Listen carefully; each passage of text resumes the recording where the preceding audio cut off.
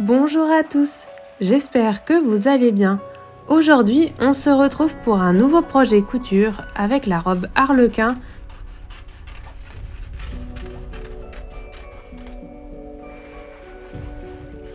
En novembre dernier, notre petit groupe est descendu direction Vichy et son bal à thème Musée Arlequin. J'avais un peu peur d'être hors thème, alors je suis partie sur quelque chose qui était dans le titre, l'Arlequin. Mais je n'avais pas envie de faire quelque chose comme on peut voir d'habitude, avec des losanges, etc. Mais avant de vous embarquer dans la confection, un peu d'histoire. Un bal normal, entre guillemets, époque 1860, est un bal où une robe crinoline simple peut passer. Mais pour ce bal à thème, il faut se déguiser, entre guillemets, en un personnage. À l'époque, ce genre de déguisement, entre gros guillemets, s'appelait un travestissement. Il y en a eu de toutes les époques et de tous les styles. Vous pouviez ainsi devenir un pinceau, un homard ou une Marie-Antoinette version 1860. Dans ces bals ou dans les grandes fêtes impériales, on s'autorise le temps d'une nuit, ce que la société interdit le reste de l'année. Comme par exemple revêtir des robes plus courtes que la normale, autrefois réservées aux membres des ballets de l'opéra. Revenons à notre costume d'Arlequin.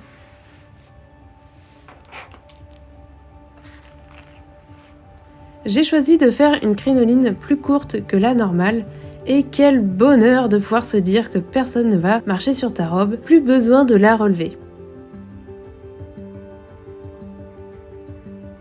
Pour la jupe, j'avais une vague idée. Je voyais ça comme un dôme que l'on voit dans les illustrations de magasins de bonbons.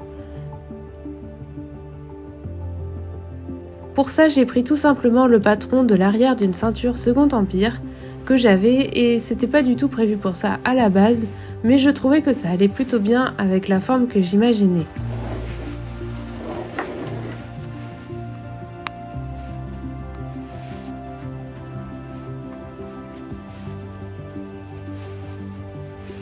J'ai donc découpé avec une alternance de couleurs pastel, un gris bleuté et un violet, que j'ai ensuite posé sur le mannequin afin de voir si la forme globale pouvait me plaire.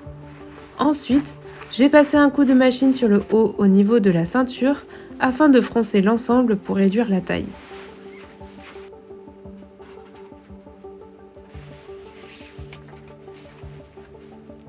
Et enfin, j'ai posé la ceinture.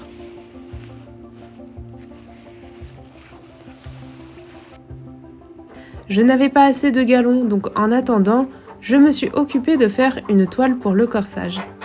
J'avais dans l'idée d'avoir quelque chose de très long et pointu sur l'avant et sur l'arrière, quelque chose avec 2 pointes pour rappeler la queue de pie.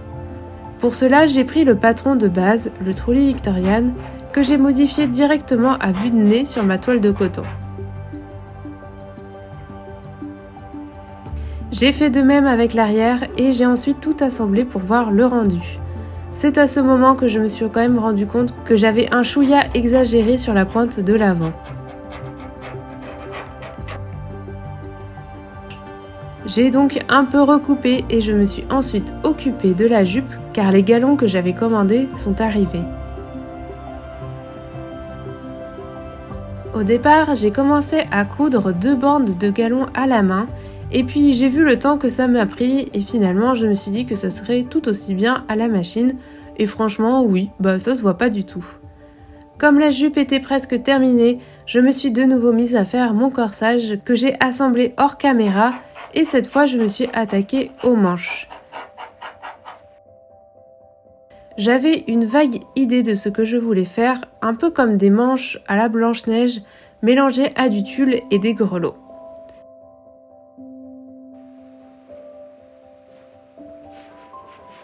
Pour cela, j'ai fait un patron complètement à l'aveugle. Je tiens à vous rappeler que je suis pas du tout le genre de personne à faire des trucs hyper carrés et je ne suis pas du tout les patrons à la lettre.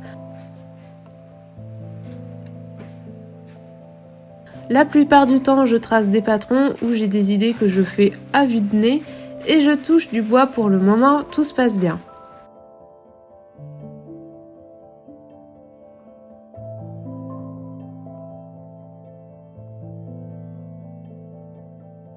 Pour les manches, rien de compliqué. La base est la même que les manches de bal, c'est pour le dessus que ça se complique.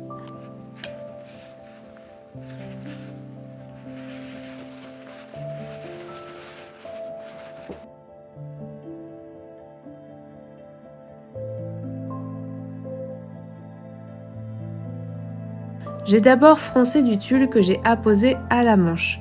C'est comme ça que mon chat s'est retrouvé avec une magnifique collerette de tulle.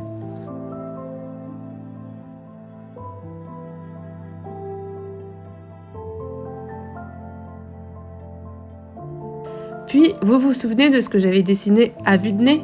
Eh bien, en le posant sur ma petite bonbonne de manche, je me suis rendu compte que j'avais pas fait ça si bien que ça, car il me manquait de la marge en haut.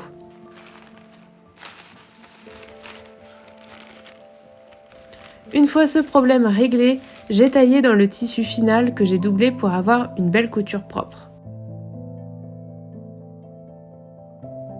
Ensuite, j'ai posé ma pièce sur la manche et au départ je voyais que les espaces n'étaient pas du tout symétriques, mais après je me suis dit que ça se verrait pas forcément et de toute façon on est un arlequin donc un peu de folie.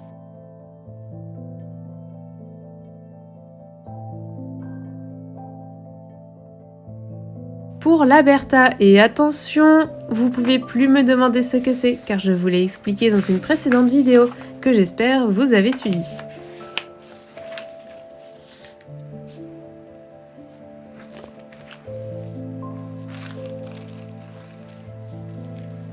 Donc je disais, je suis partie du patron de base que j'ai ensuite divisé en 7 petits morceaux, ce qui me permettra d'alterner les couleurs comme sur la jupe.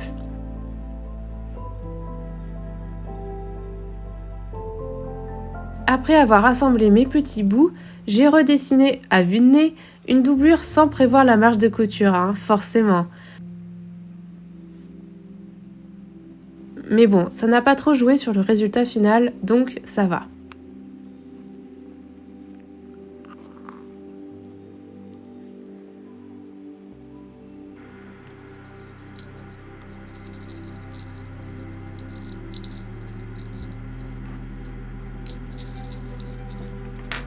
La commande de grelots est arrivée et comme ils font un boucan pas possible et que j'avais peur de sonner dans tous les sens et de faire peur à mes futurs cavaliers et cavalières, je me suis dit qu'il valait peut-être mieux d'enlever la bille. C'est comme ça que je me suis retrouvée à enlever une petite vingtaine de billes. Un réel plaisir!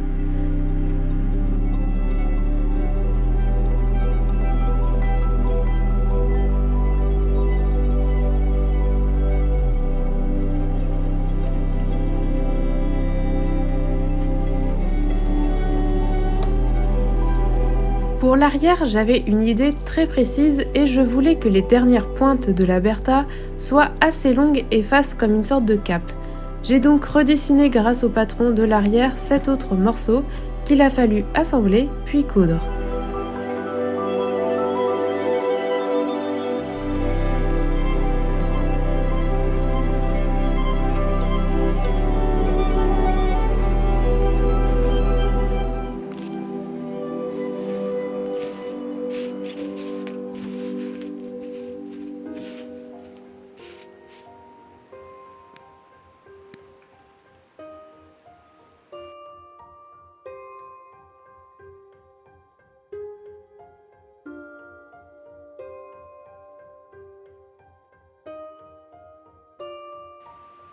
Pour rendre tout ça un peu plus joli et festif, j'ai cousu un galon le long de cette Bertha et pour se rendre compte du temps que ça peut prendre, voici une vidéo sans accélérer.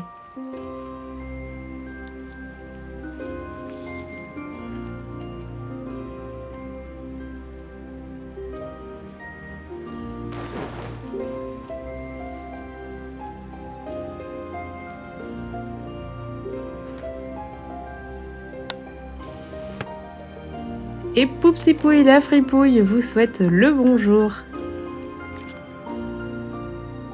Une fois tout ça fait, il restait un petit détail qui, je trouve, fait toute la différence, le tulle. Pour ça, j'ai coupé sur toute la longueur des bandes de tulle qu'il a fallu froncer. Petite astuce, vous pouvez doubler sur 1 ou 2 cm le tulle en le pliant sur lui-même. ça passera plus facilement à la machine. Et ensuite, il faut donc tout froncer à la main et bien aplatir et remettre dans le même sens vos fronces pour éviter que ça parte dans tous les sens. Puis la dernière étape, le poser sur votre magnifique corsage, lui refaire une petite coupe au besoin en taillant pour que tout soit homogène. En général, je fais toujours un peu plus long pour être sûr que ce soit de la même taille. Et enfin, il vous suffit de coudre la bertha. Et voilà!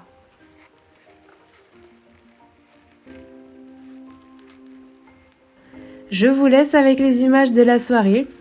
J'espère que cette vidéo vous aura plu. Je vous dis à très vite pour de nouvelles aventures.